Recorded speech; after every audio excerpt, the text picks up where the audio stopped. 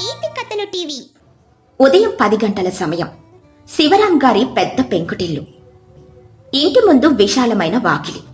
వాకిట్లో సుమారు 200 ధాన్యం బస్తాలు పెద్ద పెద్ద కుట్టలుగా పేర్చుంటాయి. శివరాం ఒక పాతకాలపు ఈజీ చైర్లో దర్జాగా కూర్చుని లెక్కల పుస్తకం చూసుకుంటున్నాడు. పట్నం నుండి వచ్చిన వ్యాపారి సుబ్బారావు ఎదురుగా కూర్చొనున్నాడు. పార్వతి గుమ్మం దగ్గర నిలబడి గర్వంగా చూస్తూ ఉంటుంది. ఏమండి శివరాం గారు, ఈ ఏడాది మీ పొలంలో పండినంత ధాన్యం ఈ చుట్టుపక్కల 10 ఊళ్ళలో ఎక్కడా పండలేదండి.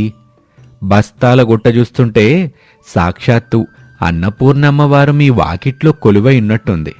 కాకపోతే మార్కెట్లో రేటు కొంచెం తగ్గింది. బస్తాకి 100 రూపాయలు చొప్పునిస్తాను. మొత్తం నేనే తీసుకుంటాను. సుబ్బారావు, నువ్వు వ్యాపారివి కాబట్టి బేరం ఆడుతున్నావు. నేను మోతుబరి రైతుని కాబట్టి రేటు చెప్తున్నాను. నా ధాన్యం నాణ్యత ఎట్టాంటిదో నీకు తెలుసు. బస్తా 120 రూపాయలు, ఒక్క పైసా తగ్గను. కావాలంటే రేపొచ్చి డబ్బులిచ్చి బస్తాలు దోలికెళ్ళు, లేదంటే ఇంకో వ్యాపారికి ఇచ్చుకుంటాను. శివరాం మాటంటే మాటే. సుబ్బారావు చేతులు నలుపుకుంటూ, సరేనండి, మీ పట్టుదల నాకు తెలియందా? మీరు చెప్పిన రేటుకే రేపు లారీలేసుకొస్తాను. డబ్బంతా క్యాష్ తెచ్చేస్తాను. నేను వస్తానండి. సుబ్బారావు వెళ్ళిపోతాడు. శివరాం గర్వంగా మీసం మెలేస్తాడు. పార్వతి నవ్వుతూ భర్త దగ్గరకొస్తుంది. సరిగ్గా అదే సమయానికి పాత బట్టల్లో ఉన్న తమ్ముడు నారాయణ వస్తాడు. నారాయణ వెనకాలే అతని భార్య లక్ష్మి కూడా వస్తుంది. పార్వతి నారాయణను చూసి ముఖం చిట్లించి, అబ్బా, పొద్దున్నే శుభమా అని పేరం కుదుర్చుకుంటుంటే ఈ దరిద్రపు కొట్టు వాళ్ళొచ్చారేంటి? ఏమండి, మీ తమ్ముడు వస్తున్నాడు. మళ్ళీ ఏదో అప్పు అడగడానికే అయ్యుంటుంది. మొహం మీదే కాదనయ్యండి. శివరాం అహంకారంగా, ఊరుకో పార్వతి, వాడికి అప్పిచ్చేంత పిచ్చోనిగా నేను. నారాయణ వినయంగా శివరాం దగ్గరకొచ్చి నిలబడతాడు. ప్రేమగా వినయంగా, అనయ్య, బావున్నావా? వదిన గారు బావున్నారా? నాకేం తక్కువరా, దర్జాగా ఉన్నాను. నీలాగా అప్పుల కోసం ఇతరుల గడప దొక్కాల్సిన అవసరం నాకు లేదు. ఈ ఊళ్ళో నా ఆస్తి చూసి 10 మంది అసూయపడుతున్నారు. అయినా నువ్వేంటి ఏపు దారి తెప్పావు? అసలు ఎందుకొచ్చావు? నారాయణ కొద్దిగా నసుగుతూ, అన్నయ్య, నా చిన్న పొలంలో ఈ ఏడాది 10 బస్తాల ధాన్యం పండింది. అది ఇక్కడ ఊళ్ళో కొనేవాళ్ళు లేరు. పట్నం మార్కెట్కి తీసుకెళ్ళి అమ్ముకోవాలి. నా దగ్గర ఎద్దుల బండి లేదు. నీ బండి రేపటి వరకు ఖాళీగానే ఉంటుంది కదా. ఇవాళ ఒక్కరోజు ఇస్తావా అన్నయ్య? మార్కెట్లో అమ్ముకొని రాగానే ఆ బండికి అద్దె ఎంతైనా అంత ఇచ్చేస్తాను. దయచేసి కాదనుకో. పార్వతి గట్టిగా వెటకారంగా నవ్వుతూ, ఓహో, అద్దెస్తావా? భలే వాడివయ్యా నారాయణ. నీ దగ్గర అద్దె కట్టే స్తోమతుంటే సొంతంగా ఒక ఎద్దుల బండి కొనుక్కోవచ్చు కదా. ఆస్తి పంచుకొని వెళ్ళిపోయినప్పుడు ఈ అన్న, ఈ వదిన, ఈ బంధుత్వాలు గుర్తుకు రాలేదా? అప్పుడు కన్నతల్లి లాంటి భూమి చాలు, మిగతా ఆస్తి మీరే తీసుకోండి అని గొప్పలు పోయావు కదా. ఇప్పుడు బండి అద్దెకి కావాలా? మా బండి గిట్టలు అరిగిపోవా? లక్ష్మి నారాయణ వెనక నుండి వస్తూ బాధను దిగమింగుతూ, అక్కయ్య, మీ మాటలు గుండెని కోసేలా ఉన్నాయి. ఆస్తి పంపకాలు జరిగినప్పుడు మీరే కావాలని పెద్ద పెద్ద పొలాలు, ట్రాక్టర్లు, బండ్లు అన్నీ తీసుకున్నారు. మేము కేవలం మా కన్న తల్లి లాంటి పాత ఇంటిని, చిన్న పొలాన్ని మాత్రమే అడిగాం. మాకు ఆస్తి లేకపోయినా అభిమానం ఉంది. ఇప్పుడు కష్టకాలంలో తోడబుట్టిన వాడిని కాక ఇంకెవరిని అడుగుతాడు నా భర్త? ఊళ్ళో వాళ్ళని అడిగితే మీ పరువే కదా పోతుంది. శివరా కోపంగా కుర్చీలో నుండి లేచి, హే లక్ష్మి, ఎక్కువ మాట్లాడుతున్నావు. తోడబుట్టినవాడా? ఆ రోజులతోనే ఆ బంధాలు తెగిపోయాయి. లోకంలో డబ్బున్నవాడికే బంధువులుంటారు గాని పేదవాడికి ఎవ్వడూ బంధువు కాడ్రా. ఈ వాకిట్లో ఉన్న ధాన్యం బస్తాలు చూసావా? రేపుదయం పట్నం నుంచి వ్యాపారి లారీలు తీసుకొని వస్తున్నాడు. ఇవన్నీ అమ్మితే నాకు 20,000 రూపాయలు వస్తాయి. నా బండి నా పనికి కావాలి. నా పని వాళ్ళు ఆ బండిలోనే మార్కెట్కి వెళ్ళి గోనె సంచులు తీసుకురావాలి. నీకెవడానికి కుదరదో ఎల్లు. నారాయణ కన్నీళ్లను ఆపుకుంటూ బాధగా, సరే అన్నయ్య, నీ బండి ఇవ్వకపోయినా పర్వాలేదు. నాకెలాంటి కోపమూ లేదు. కానీ ఉదయం నుంచి వాతావరణం, ఆకాశం ఏమీ బాగోలేదు. ఎర్రటి ఎండలో కూడా చల్లటి గాలి వీస్తుంది. ఏంటో మబ్బు పడుతుంది. ఎందుకైనా మంచిది ధాన్యం బస్తాల మీద కప్పడానికి పెద్ద పెద్ద పరదాలు తెప్పించుకో. ఒకవేళ వానొస్తే నీ కష్టం అంతా నీళ్ల పాలవుతుందన్నయ్య. శివరాం పగలపడి నవ్వుతూ, నాకు నీతులు చెప్పకరా నారాయణ. ఈ శివరాం ముందు చూపులేనివాడు కాదు. వానొస్తే ఏంటి భయం? నా దగ్గర 10 మంది పనివాళ్ళున్నారు. వాళ్ళు ఒక్కొక్కరు తలా చేయేస్తే 2 నిమిషాల్లో పరదాలు కప్పేస్తారు.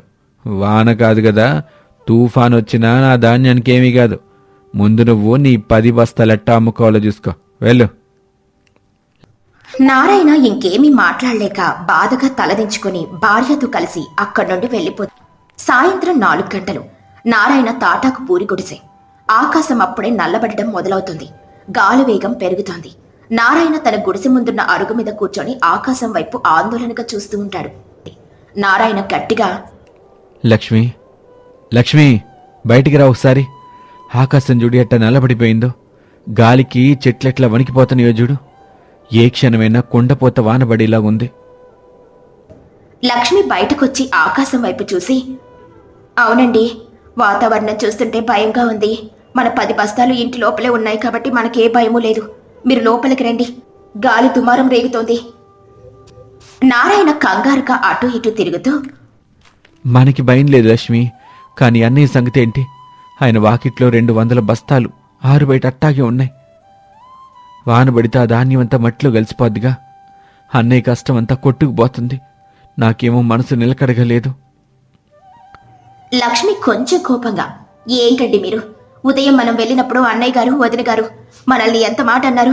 పేదవాడికి బంధువులుండరు, మా ఇంటి వైపు రాకండి అని ముఖం మీదే అవమానించారు కదా. 10 మంది పనివాళ్ళున్నారు. తుఫాన్ వచ్చినా ఏమీ కాదని బీరాలు కూడా పోయారు కదా. వాళ్ళ ఆస్తి వాళ్ళు కాపాడుకుంటారులే, మీకెందుకు ఆ కంగారు? నారాయణ భార్య చేతులు పట్టుకొని ఎమోషనల్గా, లక్ష్మి, వాళ్ళు మాటలన్నారు కదా అని అన్నయ్య కష్టం నాశనం అవుతుంటే నేను చూస్తా కూర్చోలేను. అన్నయ్యకి డబ్బు గర్వం కళ్ళు మూసేలా చేసింది. కాని నాకు కాదుగా. ఆస్తిపోయినా నా అన్న అన్నయ్యే. నా అన్న కడుపు మన్నా పర్లేదు గాని ఆయన కళ్ళు చెమ్మగిల్లకూడదు. నా మనసు ఆగట్లేదు లక్ష్మి. నేను వెళ్ళాలి. మన ఇంట్లో ఉన్న 2 పెద్ద పరదాలు తీసుకురా. లక్ష్మి భర్త మంచి మనసు చూసి కరిగిపోయి, మీ మనసు ఎంత మంచిదో నాకు తెలుసండి. తోడబుట్టిన వాడి కోసం మీరే అంత ఆరాట పడుతుంటే మీ అర్ధాంగిగా నేను మాత్రం మిమ్మల్ని ఎలా ఆపుతాను? పదండి, నేను కూడా వస్తాను. ఇద్దరం కలిసి ఆ పరదాలు మోసుకుని వెళ్దాం. వాన మొదలయ్యేలా ఉంది, త్వరగా పదండి. నారాయణ, లక్ష్మి ఇద్దరూ మందపాటి టార్పాలిన్ పరదాలను భుజాన వేసుకుని వేగంగా వీధులు పరిగెత్తడం మొదలు పెడతారు. సాయంత్రం 5 గంటలు. శివరాం ఇంటి వాకిలి. వాతావరణం ఒక్కసారిగా మారిపోయింది. ఆకాశం దట్టమైన నల్లటి మబ్బులతో కమ్ముకుంటుంది. భయంకరమైన ఈదురుగాలులు మొదలయ్యాయి. శివరాం, పార్వతి కంగారుగా వాకిట్లోకి పరిగెత్తుకుంటూ వస్తారు. పార్వతి భయంతో వణుకుతూ, ఏమండి, ఆకాశం చూస్తుంటే పగిలిపోయేలా ఉంది. వాన చినుకులు మొదలయ్యాయి. మన ధాన్యం బస్తాలు వాకిట్లోనే ఆరు బయట ఉన్నాయి. ఒక్క అరగంట వాన పడితే చాలు, ఈ బస్తాలన్నీ తడిసి బురదైపోతాయండి. నా నగలు, నా మేడలు అన్నీ ఆవిరైపోతాయి. శివరాం కంగారుగా అరుస్తూ, రే వీరయ్య, మిగతా పని వాళ్ళు ఎక్కడ్రా? త్వరగా రండి. ఆ లోపలున్న పరదాలు తీసుకొచ్చి బస్తాల మీద కప్పండ్రా. నా ఆస్తి పోతుంది. పరిగెత్తుకు రండి. వీరయ్య ఒక చిన్న పరదాతో వస్తాడు. అప్పటికే వర్షం భారీగా మొదలవుతుంది. కుండపోత వర్షం. గాలి వేగం చాలా దారుణంగా ఉంటుంది. వీరయ్య చలికి వణుకుతూ పరదా పట్టుకోలేక, అయ్యా శివరాం గారు, వాన మామూలుగా లేద్దరా. గాలికి నేను పట్టుకుని పరద ఎగిరిపోతుంది. మిగతా పని వాళ్ళు ఎవరు రానంటున్నారు. నా వాళ్ళు కూడా కాదయ్యా. ఈ గాలికి ఏదైనా సెట్టు గుళ్ళ మీద పడితే నా పెళ్ళం పిల్లలు ఏమైపోవాలి దొరా. ప్రాణం కంటే కూలి ఎక్కువ కాదు కదయ్యా. నన్ను ఒగ్గేయండి, నేను వెళ్ళిపోతున్నాను. వీరయ్య ఆ పరదాను అక్కడే వదిలేసి వర్షంలో పరిగెత్తుకుంటూ వెళ్ళిపోతాడు. శివరాం ఎంత పిలిచినా ఆగడు. శివరాం నిస్సహాయంగా గట్టిగా అరుస్తూ, ఒరే వీరయ్య, ఆగరా. నిన్ను బతిలాడుకుంటున్నానరా. నీకు జీతం రెట్టింపు చేస్తాను. ఆగరా రే. పార్వతి ఏడుస్తూ తల పట్టుకొని, అయ్యో దేవుడా, 1,00,000 రూపాయల ధాన్యం కళ్ళ ముందే తడిసిపోతుంది. నా కడుపు కాలిపోతుంది. పని వాళ్ళెవరూ రారు. మనం ఇద్దరం కలిసి ఆ పరదాలు లాగుదాం రండి, మనం కాపాడుతాం.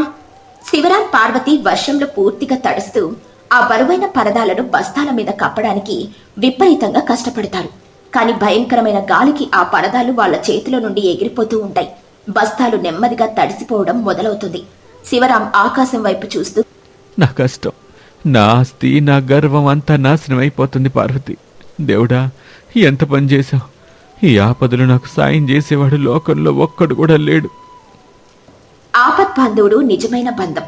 సరిగ్గా అదే సమయానికి కుండపోత వర్షంలో నారాయణ మరియు అతని భార్య లక్ష్మి ఇద్దరు పెద్ద పెద్ద మందపాటి టార్పాలిన్ పరదాలు మోసుకుంటూ పరిగెత్తుకుంటూ శివరాం వాకిట్లోకి వస్తారు. నారాయణ ఏమాత్రం ఆలోచించకుండా నేరుగా బస్తాల దగ్గరికెళ్ళి నారాయణ వర్షపు చప్పుడును దాటుకుని గట్టిగా అరుస్తూ, లక్ష్మి, ఆ పక్క తాడు గట్టిగా పట్టుకో. బస్తాలు ఒక్క చుక్క కూడా దడవకూడదు. అన్నయ్య, పక్కకెళ్ళు, చలి కొనిగిపోతున్నావు, లోపలికెళ్ళు. శివరాం పార్వతి నారాయణని చూసి ఆశ్చర్యంతో నోట మాట రాక అలాగే చూస్తూ ఉండిపోతారు. నారాయణ తన ప్రాణాలను లెక్క చేయకుండా వర్షంలో తడిస్తూ గాలితో పోరాడుతూ బస్తాలన్నింటినీ పరదాలతో కప్పి లక్ష్మి అతనికి సమానంగా సహాయం చేస్తుంది.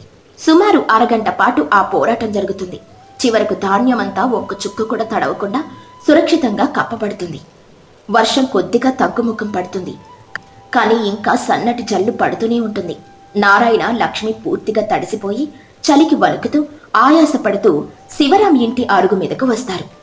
శివరాం కళ్ళమట ధారగా నీళ్లు కారుతూ ఉండగా వణుకుతున్న గొంతుతో, నువ్వెందుకు వచ్చావురా? ఉదయం నేను నిన్ను అందరి ముందు అంతలా అవమానించిన సిగ్గులేదా నీకు? నా ఆస్తి నాశనం అయిపోతుంటే చూసి చంకలు గుద్దుకుంటా సంతోషపడాల్సింది పోయి ఈ ప్రాణాలు పోయే వాన్లో నా కోసం పరిగెత్తుకుంటూ వచ్చావురా? ఎందుకు వచ్చావు? నారాయణ గట్టిగా ఎమోషనల్గా, సిగ్గు, ఆత్మాభిమానం అన్నీ వదిలేశానన్నయ్య. ఉదయం నువ్వు అన్నావుగా, డబ్బున్నవాడికి 10 మంది బంధువులుంటారు, పేదవాడికి ఎవడూ లేడని. ఆ డబ్బిచ్చే బంధువులెవరో నిన్ను ఈ వాన్లో వచ్చి కాపాడతారని నేను నా గుడిసెలో ప్రశాంతంగా కూర్చోలేకపోయానన్నయ్య. నా ప్రాణం కొట్టుమిట్టాడింది. నీకు ఈ ధాన్యం బస్తాల మీద ప్రాణం, కానీ నాకు నీ మీదే ప్రాణం అన్నయ్య. ఉదయం నన్ను కూలివాడి కంటే హీనంగా చూసావు. అయినా నువ్వు నాకు అన్నయ్యవేగా. నా తోడబుట్టిన అన్న వాన్లో ఆస్తిని కాపాడుకోలేక ఏడుస్తుంటే చేతులు కట్టుకుని చూస్తా ఊరుకునేంత గొప్పని కాదు నేను. నా రక్తం అట్ట చేయనీదన్నయ్య. లక్ష్మి పార్వతి వైపు చూస్తూ గంభీరంగా, డబ్బు ఏ రోజైనా సంపాదించుకోవచ్చు కదక్కయ్య, కాని తోడబుట్టిన వాడు పోతే మళ్ళీ తిరిగి రాడు. 10 మంది పని వాళ్ళున్నారని విర్రవీగారు కదా, ఆపద రాగానే వాళ్ళెవరైనా నిలబడ్డారా? ప్రాణభయంతో పారిపోయారు. కాని మీరు గెంటేసిన ఈ రక్త సంబంధమే, ఈ పేదరికమే మిమ్మల్ని కాపాడడానికి వానలో తడుచుకుంటూ వచ్చింది. ఆస్తిని పంచుకున్నాం కానీ రక్తాన్ని పంచుకోలేం కదక్కయ్య. ఈ మాటలకు పార్వతి తలదించుకొని పశ్చాత్తాపంతో బోరున విలపిస్తుంది. శివరాంకు గుండె పగిలినంత పనవుతుంది. ఇక మరుసటి రోజు ఉదయం వర్షం పూర్తిగా ఆగిపోయింది. పరదాలు తీసి చూస్తే ధాన్యం బస్తాలు ఒక్కడి కూడా తడవకుండా పొడి పొడిగా సురక్షితంగా ఉంటాయి. శివరాం నారాయణ చెయ్యి పట్టుకొని వాకిట్లో నిలబడి ఉంటాడు. శివరాం ముఖంలో అహంకారం పోయి స్వచ్ఛత కనిపిస్తుంది. నన్ను క్షమించరా తమ్ముడు.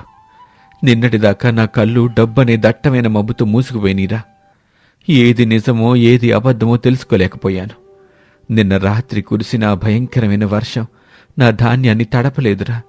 నాలో పేరుకుపోయిన అహంకారాన్ని, డబ్బు పిచ్చిని పూర్తిగా కడిగేసింది. దేవుడు నాకు సరైన కనువిప్పు కలిగించాడ్రా. నన్ను క్షమించరా. పార్వతి లక్ష్మి దగ్గరకొచ్చి చేతులు పట్టుకొని, అవునే చెల్లి, మీ గురించి నేను చాలా తప్పుగా చులకనగా అనుకున్నాను. నిన్న మీరు కనుక రాకపోతే ఈ పాటికి మా బతుకులు రోడ్డున పడేవి. మేము అడుక్కు తినేవాళ్ళం. మా కళ్ళు తెరిపించారు. ఇక నుండి ఈ ఇల్లు మీది కూడా. మీరు ఆ గుడిసెలో ఉండొద్దు. అందరం ఇక్కడే ఒకే ఇంట్లో కలిసే ఉందాం రా చెల్లి. నారాయణ నవ్వుతూ శివరాం కన్నీళ్లు తుడుస్తూ, అన్నయ్య, నువ్వు నా ముందు కన్నీళ్లు పెట్టుకుంటే నేను తట్టుకోలేను. అన్నదమ్ముల మధ్య కోపాలు, ఆస్తుల తగాదాలు తాత్కాలికమే. కానీ మన కన్న తల్లి పంచిన ఈ బంధం శాశ్వతం. నువ్వు నన్ను మళ్ళీ తమ్ముడిగా దగ్గరికి తీసుకున్నావు. నాకు అచ్చాలు. శివరాం సంతోషంగా, ఒరే వీరయ్య, ఆ లోపలున్న మన 2 ఎద్దుల బళ్ళని బయటికి తీరా. ముందు నా తమ్ముడి ధాన్యం బస్తాలేసి పట్నం మార్కెట్కి తీసుకెళ్ళాలి. నా ధాన్యం రేపు అమ్ముకున్నా పర్వాలా, ముందు నా తమ్ముడి పని జరగాలి. నారాయణ వైపు చూస్తూ, ఇక నుంచి నీ కష్టం నాదిరా, నా ఆస్తి నీది. మనం కలిసి బతుకుదాం. నారాయణ శివరాం ఆనందంగా ఒకరికొకరు ఆత్మీయంగా ఆలింగనం చేసుకుంటారు. లక్ష్మి, పార్వతి సంతోషంగా నవ్వుతూ వాళ్లను చూస్తూ ఉంటారు.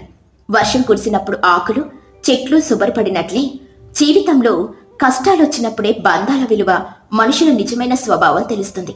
ఆస్తి, అంతస్తులు, ఆపదలు మనల్ని ఏమాత్రం కాపాడలేవు.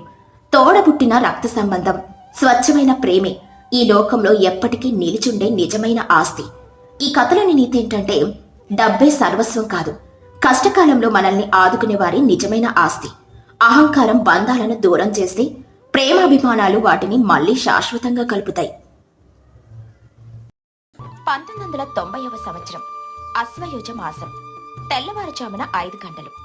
మంచు దుప్పటి కప్పుకున్న రుద్రవరం కొండ. ఆ కొండపైన ఉన్న వీరయ్య పాత పెంకుటిల్లు ముందు పొయ్యి వెలుగుతూ ఉంది. కరెంటు లేని ఆ ప్రదేశంలో కిరోసిన్ దీపాలే వారికి సూర్యుళ్ళు. చుట్టూ దట్టమైన అడవి, పక్షుల కిలకిల రావాలు, సెలయేటి గలగలలు వినిపిస్తున్నాయి. వీరయ్య తన భుజాన గొడ్డలి వేసుకుని, మంగమ్మ, వానాకాలం పోయి చలికాలం వస్తుంది. కొండ పశ్చిమ భాగంలో ఉన్న ఆ సంజీవని వనం చుట్టూ ముళ్లకంచె సరిగ్గా ఉందో లేదో చూసి రావాలి. నిన్న రాత్రి అడవి పందుల అరుపులు వినిపించిని. మన తాతల కాలం నాటి ఆ అరుదైన మూలికల మొక్కలకి ఏ హాని జరగకూడదు. ఆ ఊరాళ్లకు వీటి విలువ తెలియదు, తెలిస్తే పీకేస్తారు. మంగమ్మ చేతిలో వేడివేడి రాగి జావ గిన్నె పట్టుకుని వస్తూ, వెల్దురుగాన్లేండి, ముందు ఈ రాగి జావ తాగండి. ఈ చలికి ఎముకలు కొరకేయబోతున్నాయి. సూరి ఎక్కడికెళ్ళాడు? పొద్దున్నే లేచి విల్లు పట్టుకుని వెళ్ళాడు, ఇంకా రానేలేదు. ఆ కింద ఊరి జనం మనల్ని వెలివేసినా మనం మాత్రం ఈ అడవి తల్లిని అంటి పెట్టుకునే ఉన్నాం. వాళ్ళకి మన మీద ఉన్న పగ ఎప్పటికీ తీరేలా లేదు. వాళ్ళ పగ మన మీద కాదులే మంగమ్మ, మనం ఈ కొండని కాపాడుతున్న తీరు మీద. మనం ఈ కొండ దిగిపోతే ఆ గండడు లాంటి రాబందులు ఈ అడవిని నరికి నాశనం చేస్తారు. ఈ మూలికలు దేవుడిచ్చిన వరం. వీటిని కాపాడే బాధ్యత మన వంశాంది. ఆ పెదకాపుగారికి కూడా నన్ను చూస్తే బడదు. నేను స్వార్థంతో ఈ కొండను ఆక్రమించుకున్నానని ఆయన భ్రమ. సూరి ఒక చేతిలో తేనె పట్టు తీసుకుని ఉత్సాహంగా వస్తూ, అమ్మా, ఈరోజు భలే అదృష్టం పట్టింది. ఆ ఎత్తైన చింత చెట్టు కొమ్మన ఉన్న పెద్ద తేనె పట్టు దొరికింది. స్వచ్ఛమైన అడవి తేనె. దీనికి ఎన్నో రోగాలను నయం చేసే గుణం ఉంది. నాన్న, కంచె కూడా నేను సరిచేశాను. ఎవ్వరూ లోపలికి రాలేరు. కాని కింద ఊరి నుండి 2 మనుషులు మన కొండదారిలో వస్తున్నట్టు నా కంటపడ్డారు. ఎవరో గాదు, ఆ గండడి పండ్లే అయ్యుంటాయి. వాడి కన్ను మన ఎర్రచందనం చెట్ల మీద, ఈ మూడికల వనం మీద పడింది. వాడిని ఎట్టా దారి మళ్లించాలో నాకు తెలుసు. కొండ కింది భాగంలో గండడు, వాడి అనుచరుడు రంగడు మెల్లగా పొదల చాటున నక్కుతూ పైకొస్తున్నారు. రంగడు భయంతో వణికిపోతున్నాడు. అయ్యా గండడి గారు, ఈ కొండ మీద దయ్యాలున్నాయని ఊరంతా చెప్పుకుంటారు కదయ్యా. రాత్రిపూట వింత వింత అరుపులొస్తాయట. ఆ వీరయ్యగాడు మనిషి కాదట. వాడేదో క్షుద్ర పూజలు చేస్తాడని ఊరి జనం భయపడుతున్నారు. మనం వెనక్కి వెళ్ళిపోదాం బాబు. నా కాళ్ళు ముందుకి పట్టం లేదు. ఒరే పిరికి సన్నాసి, నోరుమొయ్. దయ్యాలు భూతాలు ఏమీ లేవురా. ఆ వీరయ్యగాడు ఈ కొండ మీదున్న కోట్లాది రూపాయలు విలువ చేసే కలపని, అరుదైన చెట్లని ఎవరికి దక్కకుండా చేయడానికి వాడు బుట్టిస్తున్న వదంతులు రావి. వాడు ఒంటరిగా కొండను అనుభవిస్తున్నాడు. ఇవాళ వాణ్ణి బెదిరించి ఆ పెంకుటిల్లు ఖాళీ చేయించి కిందకు దరిమేస్తాను. అప్పుడు ఈ కొండంతా నాదే. ఇక్కడ చెట్లు నరికితే నా 7 తరాలు కూర్చొని తింటాయి. 7 తరాలు తింటామేమో గాని బాబు, ఆ ఈరయ్య చూస్తే తాడి చెట్లా ఉంటాడు. ఆడి కొడుకు సూరిగాడు ఇల్లు పడితే గురి తప్పదు. వాళ్ళ చేతికి సిక్కితే మన 2 తరాలు ఇక్కడే మట్లో కలిసిపోతాయి. నాకు భయంగా ఉందయ్యా. భయపడుకురా, వాళ్ళు ముగ్గురే. పైగా మన దగ్గర డబ్బు బలం ఉంది. వాళ్ళకి అడవిని వదిలి వెళ్ళటానికి 10,000 ఆశ చూపిస్తాను. పేదవాడు కదా, ఆశపడతాడు. గండడు రంగడు వీరయ్య ఇంటి ముందుకు చేరుకున్నారు. ఏమోయ్ వీరయ్య, 10 ఏళ్లుగా ఈ కొండ మీద ఒంటరిగా అడవి పందులా బతుకుతున్నారు. ఊరి వాళ్లకు ముఖం చూపించకుండా ఇక్కడేం దాచావురా? ఇవాళ నేను ఒక ఒప్పందం కోసం వచ్చాను. ఈ 10,000 రూపాయలు తీసుకొని ఈ రాత్రికి రాత్రే మీ కుటుంబం కొండ దిగి కిందకు వెళ్ళిపోవాలి. ఈ అడవిని నేను చూసుకుంటాను. గాండడా, అడవనేది నీలాంటి వ్యాపారాలకి డబ్బుల గని కావచ్చు, కాని మాకు ప్రాణం. ఈ 10,000 కాగితాలు నీ జేబులో ఉంచుకో. నా శ్వాస ఆగే వరకు ఈ కొండని, ఈ మూలికల వనాన్ని ఎవ్వరూ ముట్టుకోలేరు. వెనక్కి తిరిగి వెళ్ళిపో. ఎంత పొగర్రా నీకు! మర్యాదగా వెళ్తావా? నన్ను అడ్డుకునే ధైర్యం నీకుందా? ఏ రంగన్న, వీడింట్లో ఉన్న సామాన్లు బయటపడే. రంగడు భయపడుతూనే ముందడుగు వేశాడు. అప్పుడే సూరి తన చేతిలో ఉన్న ఒక వింతైన ఆకుని నలిపి గండడు నిలబడిన చోట విసిరాడు. ఆ ఆకు వాసనకు పక్కనే ఉన్న చెట్టు మీదున్న వందలాది పెద్ద అడవి కందిరీగలు గండడు రంగడు వైపు దూసుకొచ్చాయి. సూరి నవ్వుతూ, గండడు మామ, నాన్న చెప్పినప్పుడు మర్యాదగా వెళ్ళిపోవాల్సింది. ఇప్పుడు ఈ అడవి కందిరీగలకు ఏం చెప్తావో చెప్పు. వాటికి నీ 10,000 కాగితాలు కాదు కదా, నీ గొడ్డలన్నా కూడా భయం లేదు. బాబోయ్, నన్ను గుడుతున్నాయి. అయ్యా గండడు గారు, నేను చెప్పాను కదా, వీళ్ళు మనుషులు గారు, మంత్రగాళ్ళని. నా ముఖమంతా వాచిపోయింది బాబు, నేను పారిపోతున్నాను. కందిరీగల దెబ్బకు గండడు రంగడు గంతులు వేస్తూ గొడ్డలి అక్కడే వదిలేసి కొండ దిగి ప్రాణభయంతో పరుగు తీశారు. వాళ్ళ పరుగులు చూసి వీరయ్య, మంగమ్మ గట్టిగా నవ్వుకున్నారు. అడవి తల్లి తనను కాపాడుకునే వారిని ఎప్పుడూ రక్షిస్తుందని మరోసారి రుజువైంది. 2 నెలలు గడిచాయి. చలికాలం తీవ్రత పెరిగింది. అనుకోకుండా రుద్రవరం గ్రామంలో ఒక వింతైన మహమ్మారి జ్వరం ప్రబలింది. ఆ జ్వరం వచ్చిన వాళ్ళు 2 రోజుల్లోనే స్పృహ కోల్పోతున్నారు. ఊరిలో సగం మంది మంచాన పడ్డారు. పెదకాపు గారు, నాటు వైద్యుడు రామశాస్త్రి గారు రచ్చబండ దగ్గర ఆందోళనగా కూర్చున్నారు. శాస్త్రి గారు, ఏంటి వింత రోగం? ముసలివాళ్ళు, యువకులు అని తేడా లేకుండా అందరూ మంచాన పడుతున్నారు. పక్క ఊరి జనం పిట్టలా రాలిపోయేలా ఉన్నారు. పక్క ఊరి నుంచి డాక్టర్లను తెప్పిద్దామన్నా దారి సరిగ్గా లేదు.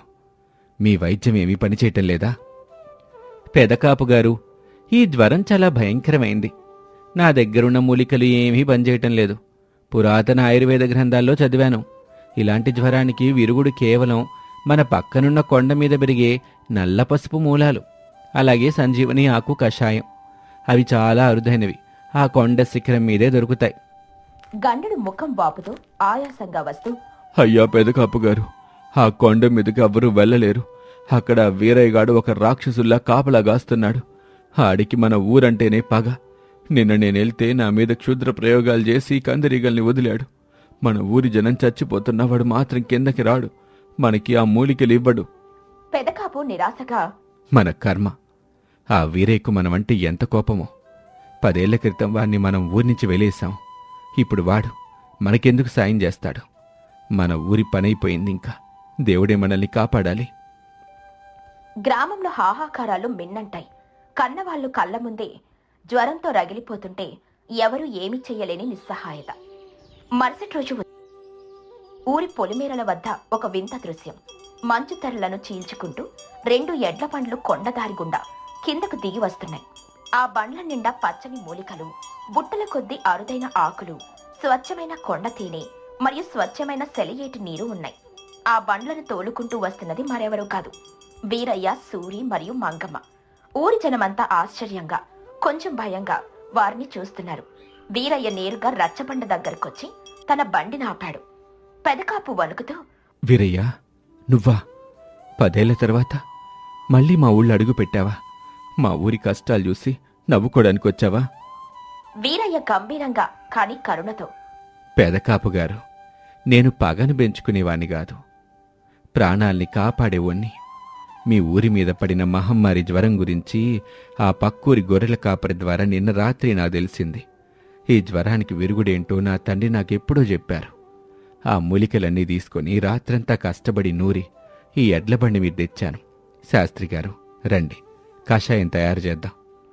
రామశాస్త్రి కన్నీళ్లతో పరిగెత్తుకుంటూ వచ్చి, దేవుడివి వీరయ్యా నువ్వు. నేననుకున్న నల్ల పసుపు మూలాలు ఇవే. మంగమ్మగారు, ఆ పొయ్యి వెలిగించండి. ఇప్పుడే ఊరి జనమందరికీ మందు పంచుదాం. మంగమ్మ, సూరి వెంటనే రంగంలోకి దిగారు. ఊరి మధ్యలో పెద్ద పొయ్యలు వెలిగించి భారీ ఇత్తడి గిన్నెల్లో ఆ మూలికలు, కొండ తేనె వేసి కషాయం కాచడం మొదలుపెట్టారు. మంగమ్మ స్వయంగా తన చేతులతో మంచాన పడిన పేదలకు ఆ కషాయం తాగిస్తోంది. సూరి ఇంటింటికి వెళ్లి ఎవరైతే నడవలేకపోతున్నారో వారిని మోసుకొనొచ్చి మందిస్తున్నాడు.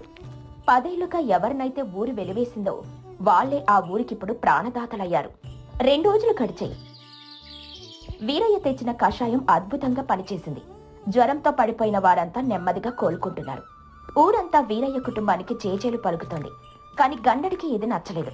వాడి పథకాలన్నీ పాడైపోయాయి. గండడు రచ్చబండ దగ్గరకు కోపంగా వచ్చి, ఏయ్ ఊరి జనమా, మీకంతా పిచ్చి పట్టింది.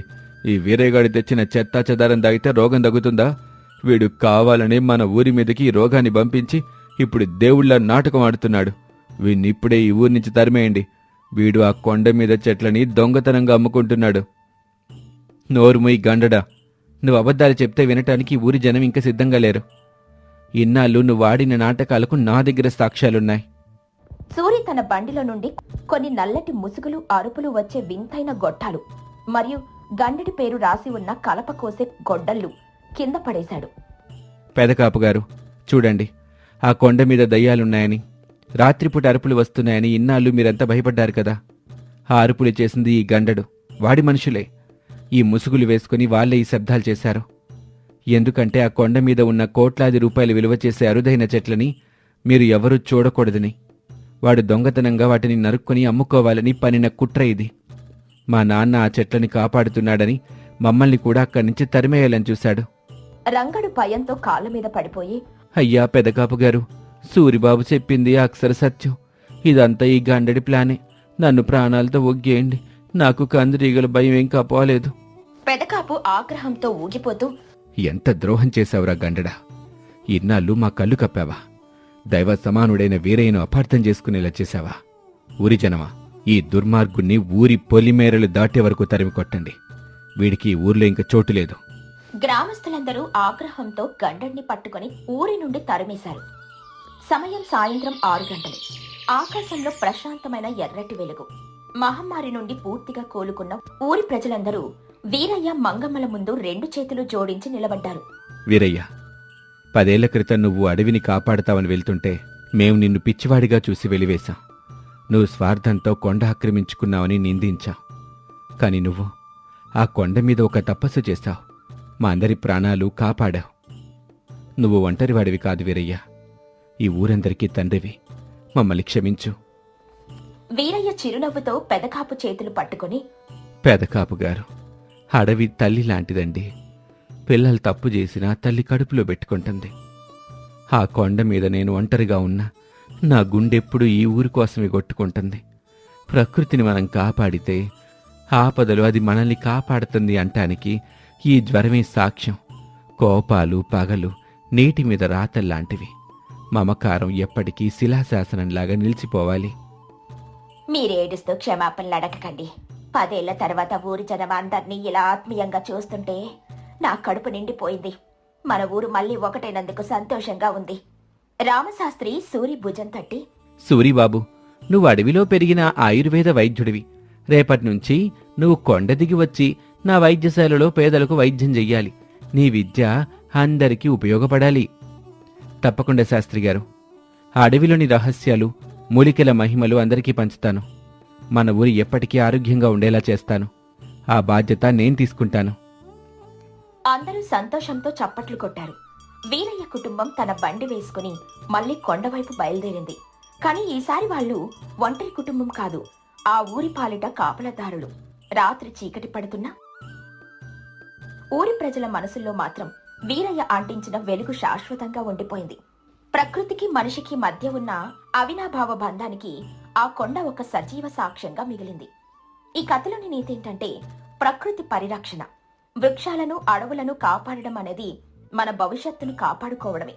మనం ప్రకృతిని రక్షిస్తే ప్రకృతి ఆపదలో మనల్ని రక్షిస్తుంది. ఒకరి మంచితనాన్ని అర్థం చేసుకోకుండా వారిని నిందించడం తప్పు. నిజమైన మంచితనం ఎప్పుడైనా ఏదో ఒక రూపంలో నిరూపితమవుతుంది. పరులు మనకు కీడు చేసినా వారికి కష్టం వచ్చినప్పుడు ఆదుకోవడమే నిజమైన మానవత్వం. ద్వేషం కంటే ప్రేమే గొప్ప ఆయుధం. స్వార్థంతో ప్రకృతిని, సాటి మనుషులను దోచుకోవాలని చూసేవారికి ఎప్పటికైనా పరాభవం తప్పదు.